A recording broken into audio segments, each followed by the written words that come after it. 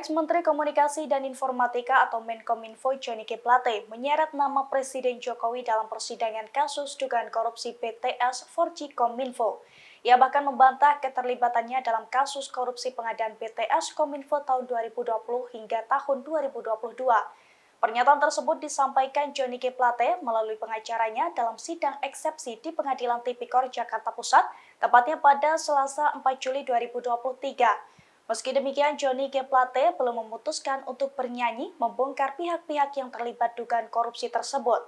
Dilansir dari Kompas.com, pengacara Johnny G. Plate, Ahmad Kholidin, keberatan jika kliennya dituding memiliki niat koruptif dalam pengadaan proyek BTS 4G di Kominfo. Ahmad memprotes narasi yang menyebut seakan-akan rencana pembangunan sebanyak 7.904 tower BTS 4G pada tahun 2021 dan 2022 dicetuskan tanpa kajian.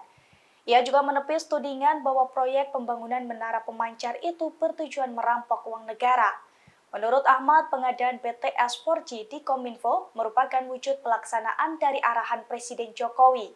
Ahmad bahkan membeberkan arahan Jokowi dalam sejumlah rapat terbatas internal Kabinet Indonesia Maju, di mana dalam rapat terbatas 12 Mei 2020 melalui video conference, Jokowi memberikan arahan agar transformasi bagi pelaku usaha mikro kecil menengah atau UMKM dipercepat. Arahan lainnya disampaikan pada rapat terbatas Kabinet 4 Juni 2020 mengenai peta jalan pendidikan tahun 2020 hingga tahun 2035. Saat itu Jokowi memberikan arahan kepada kliennya mengenai kebutuhan investasi infrastruktur telekomunikasi.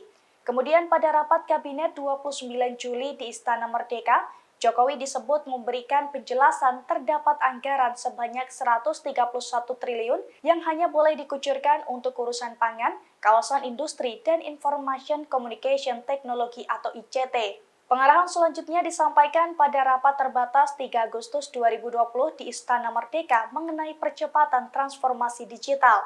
Menurutnya berkaca dari arahan Presiden Jokowi, proyek pembangunan 7.904 tower BTS 4G bukan keinginan Johnny G. Plate.